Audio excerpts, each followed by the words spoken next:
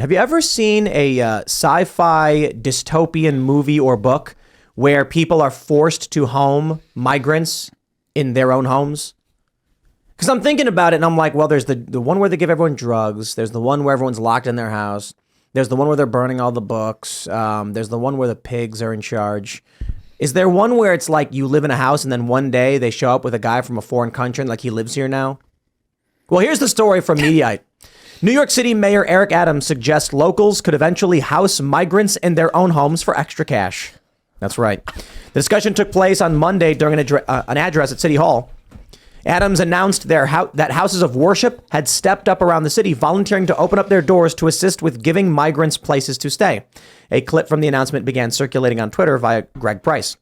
According to ABC7, the new 2-year partnership with New York Disaster Interfaith Services will allow up to 50 houses of worship or faith-based spaces to offer overnight shelter for up to 19 single adult men at each location. Great. This step was the first of many, yada, yada.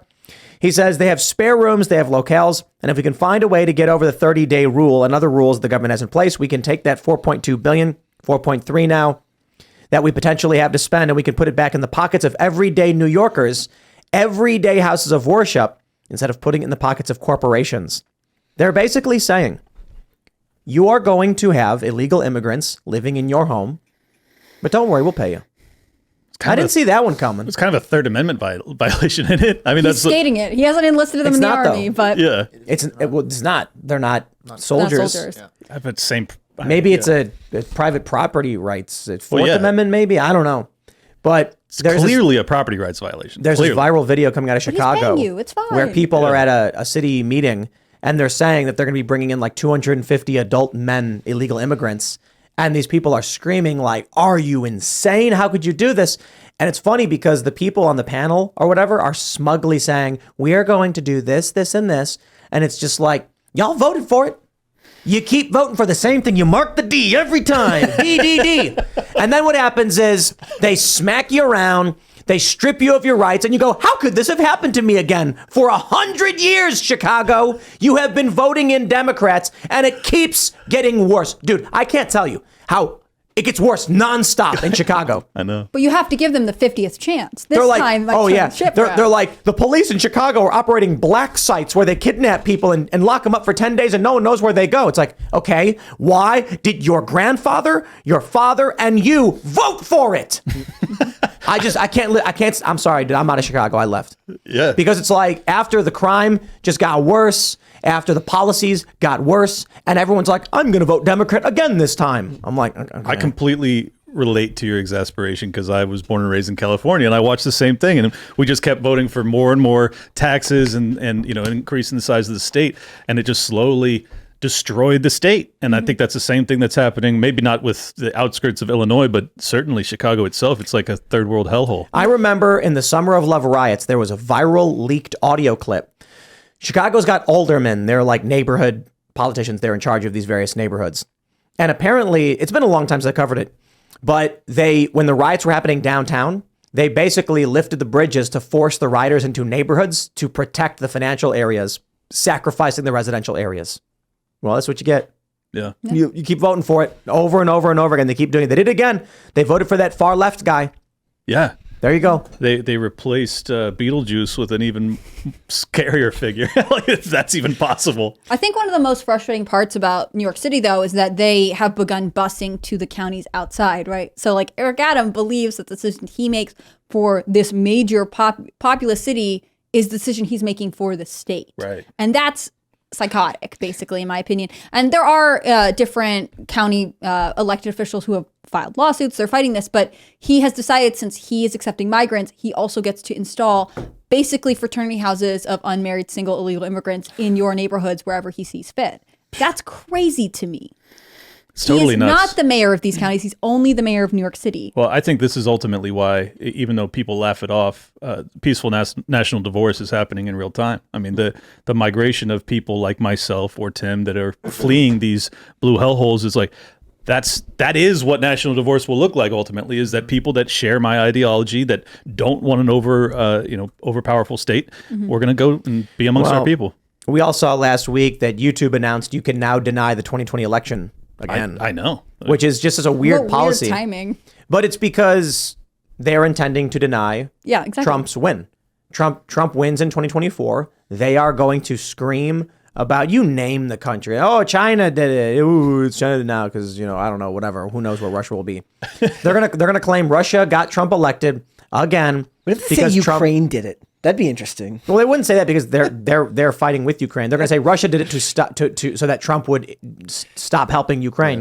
Yeah. Then they're going to come up. Look, there's going to be AI fake evidence. There's going to be AI fake images. I'm pretty sure news outlets are already using AI images. Pretty sure.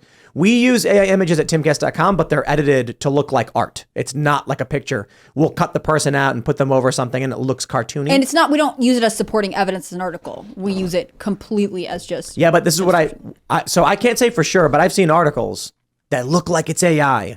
And it's not the article of the subject. I'm sorry, it's not the image of the subject. It is a related image. Mm-hmm. So a typical thing is they'll say, like, you'll get an article and it'll be like, new drug approved by FDA, and it'll just show like a hand with a purple glove, like injecting something.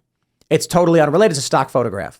It looks like they're using AI stock photographs, but people could confuse as being the real thing. Mm. But anyway, I digress. When it comes to the election, yeah, they're going to pull out all the stops. I think right now, strong possibility Trump wins. We'll see. Don't know for sure. Strong possibility. And we already saw with the Boston Globe report in the Democrats' war game, they said if Trump wins, they will encourage the West Coast to secede from the Union. Which there was that poll 2 years ago, it was right when I started working here, where they floated a poll of people saying, like, would you be open to secession? And it was the South and the West Coast that were like, sounds good. They were the most in support of it. There was support across the country, but it was the South and West Coast that were like, we are willing to split up. Yeah, it it's like, sounds acceptable. I don't hate you. I just don't want you to rule over me anymore. Mm-hmm. It's pretty straightforward. I just want to not have to live amongst people that hate me, and that's how it feels now. And it's weird because it happens so seemingly overnight. But I think even the people on the left feel it too. Like, you guys, if your perception of our protests about Target or Bud Light or anything like that is that we hate rainbows, well, look, you're not even attempting to understand our worldview. Like, you see us as caricatures. Like, I understand your position better than you've even begun to understand mine. Well, there's been more than a few studies that have shown that, right? That people who are right-leaning individuals are much more likely to be able to grasp the concepts of someone who is left-leaning or a leftist than vice versa. Because when you are a right-leaning person, you are constantly inundated with views that are not your own. Exactly. Because if you're in an airport, you're seeing CNN. If you're driving in your car, it's NPR. If you are a left-wing individual, you are almost forced into an echo chamber that you didn't even ask for because you're never even given the chance to look for views. You have to actively go look for those views. Let me prove the case. This is very easy to prove this. The war in Ukraine. How in the hell did they convince the left that spending over $100 billion on a war that they don't know anything about? These people, I've debated them. They don't know anything about the history in Ukraine. They know nothing about it. They could not put Ukraine on a map. No, they know nothing. Nothing at all. We've had lefties on the show and they just go, oh, I don't know about that. Yeah, exactly. Or I didn't read that in the New York Times, so it can't be true. I mean, that was what Destiny's rejoinder was in my debate with him. But that's how in my opinion, that the right now consists of the critical thinking folks. It hasn't always been that way. Certainly during the WMDs in Iraq, it wasn't that way, but it is now. They're the critical thinkers. The people on the left are like drones. They're not thinking at all. It's crazy to witness. That started all the way up through Obama, though, right? Like, whether they knew it or not, they were slowly pushed pro-war. True. Because it just never stopped, right? He said it was going to end, and it just kept going. They hid that, though. Yeah. They hid his drone campaigns. They didn't talk about the thousands of innocents that were murdered from the sky robots by Obama. But then the war in Ukraine, you can't hide that. The people on the left know about that. We still invaded more countries under Obama. It's just that it wasn't reported on as widely. Well, Syria, Libya, yeah. So that was more Hillary Clinton in my blame spectrum, but yes. but it's still under that neoliberal establishment. Yes. So a lot of those people are still, whether they admit it or not, they were pushed to that perspective, and they just don't realize that it's really funny because I watch a lot of old Hollywood, and they are just pro-war. Like, it's really like the movies maybe from a bigger director might do something that pushes like an anti-war stance back in the day, but in the end, they still make these movies that still push pro-US government government, pro-U.S. government policies. It's bonkers now to see people who are pushing it, and they don't really understand because they heard Russia bad. Russia invaded, therefore Russia bad. Yeah. And that's really as far as they need to take it, because it's a one-dimensional level of thinking that goes beyond, that doesn't go beyond too just complicated. I don't think people want to hold on to thought that takes more than 10 seconds to explain. We have no attention span anymore. Right? If I were to mention Crimea, I think everyone would be like, that's irrelevant. I have no idea how that's connected at all. If you can't, Donbass region, the 8-year civil war, the bombing campaigns, like they're like, it's too much. Russia's bad. I'm going to stick exactly. And I'm completely fine with that if they want to have one-dimensional level of thinking, but don't put a flag in your bio and then like it's one thing to just say, look, I don't know and I don't care. Right. I can almost respect that more. Like you just choose to not engage. You can choose not to engage, but you don't get to then put a symbol for the opposing argument in your profile. I disagree. I think people who identify as left-leaning in any capacity feel obligated to show outward signs that they are with the cult. Right? Remember the mask thing? Do you remember the black square thing? The people thing? saying that, oh no, I'm still going to keep wearing a mask even though they say I don't have to because people think I'm a Republican if I take it off. Right. Yeah. Yeah, it's all about virtue signaling and being in group signaling. I did hear people on the right say, "Look, I don't want to wear a mask in there because they'll think I'm a leftist as well." And I'm like, that doesn't make sense. But no one would choose to wear a mask for no reason. No one would just be like, for literally no reason, I'll put a mask on. So conservatives weren't the people who are like, I would prefer to wear a mask. They were the opposite. And then liberals are the people who are like, I don't care if I need to or not. People will think I'm conservative if I don't. I still I saw somebody in a car the other day with a mask on by themselves. I thought that was long gone, but by that's still a thing. It's wild. See, I felt your outrage. I felt that day one because I was like, you're by yourself. Yeah. There's nothing you can be protecting yourself from. Nothing at all. Remember those like clean car stickers? You ever like the back of the car would have like those the clean air stickers? You ever seen those in California? Probably. Yeah. I like the people playing the flute with the cut hole in the mask, and I heard people actually rationalizing it, who are saying like, look, like they're acting like you're stupid. They're like, look, they need you to get used to seeing people wearing a mask. It totally makes sense. I'm like, no. Because like in Minnesota, the state government was having people do Zoom meetings with masks on, and there were people who were like, "Look, it's fine." It's like they want to get you used to seeing what people look like with a mask on. I'm like, so they think you're an idiot? Like what? I mean, I knew people who quarantine spouses in their own bedrooms, and you're like, you all breathe the same air in your house. Like maybe that minimizes some risk, but I really feel like it's not what you think. I don't think this is as effective as you think it is. I think the strangest part of COVID is that as much as we all are like, obviously the mask thing is crazy, you should like, it's over. There are still sort of ruins of this time period. Like 100%. I was thinking about, I was at an Outback Steakhouse the other weekend, and there were, you know how they have the booths, and for a while they were like, okay, you can go to restaurants if the restaurants constructs extra tall sort of blockers to keep germs from jumping the table, I guess, or I don't know what, but they're still there and people are used to them. You don't even think about them anymore. You don't see them. Go to Atlantic City.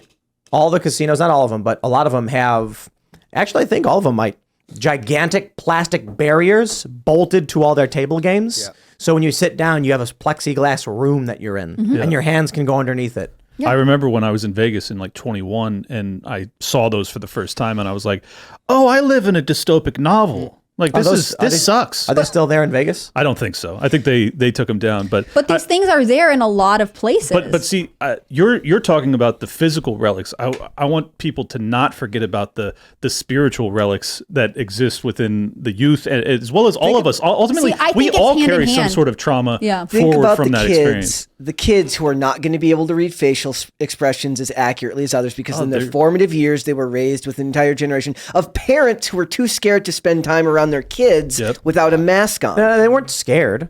They were doing it because they have some kind of weird cult attachment where they want their neighbors to see them in masks. No, I believe that a lot of the ones that if they're doing it around their kid, they're legitimately scared, and they've just been propagandized so heavily by the media that they're terrified of their own shadow. Sure, some of them, but there's that famous story of the Munchausen's by proxy mom who cut out her daughter's salivary glands and their teeth fell out of her head, and then she got a boyfriend, and then she killed her mom. Yeah, I think there are a lot of parents who are like, the neighbors might see you, put your mask on. Yeah. Like, they didn't actually care. They're just like, I want people to see. But I think that, Josie talks about this all the time. It's like, we are just suffering under 3 straight years of Munchausen by proxy on a grand scale. And it just, it feels like the people that are speaking up on the behalf of the kids are somehow being painted as the dangerous ones. And that's so bizarre and inverted and feels kind of satanic, if I'm being honest. And this is coming from someone who's agnostic, but it really does feel like there's a possession that's taken over. It's weird. But I think aliens or demons, which one do you think it is? I'd prefer it be aliens because I don't want to go down the biblical line of thinking. I have some great news for you. Just breaking today, aliens are coming. Yeah, but here's the thing. If it's demons, at least there's angels. If it's aliens, it's just aliens. True. Then you're on your own. But maybe they're benevolent.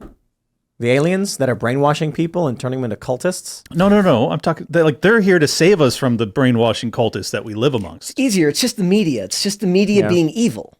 In all reality, it's a cult, and these things happen, and we can look through history and see they come and go in waves. You can look at all the different revolutions throughout history for whatever extremist ideology, and they follow similar patterns. Yeah, but they didn't have the internet. I always wonder how the internet's going to affect that now, because information is spread so much farther and so much faster, and you reach people so much easier now that we've never experienced this type of revolution through this type of means where information is so easily accessed. It's like we talk about. Like, you can't just deprogram someone now if all of their ideology and all their cult leanings come from the internet. Because as soon as you get them out, what do? Just ban them from the internet for life? Thanks for watching this clip from the Timcast IRL podcast. Hang out with us live Monday through Friday at 8 p.m. and become a member over at timcast.com for uncensored, members-only shows exclusive. Thanks for hanging out, and we'll see you all next time.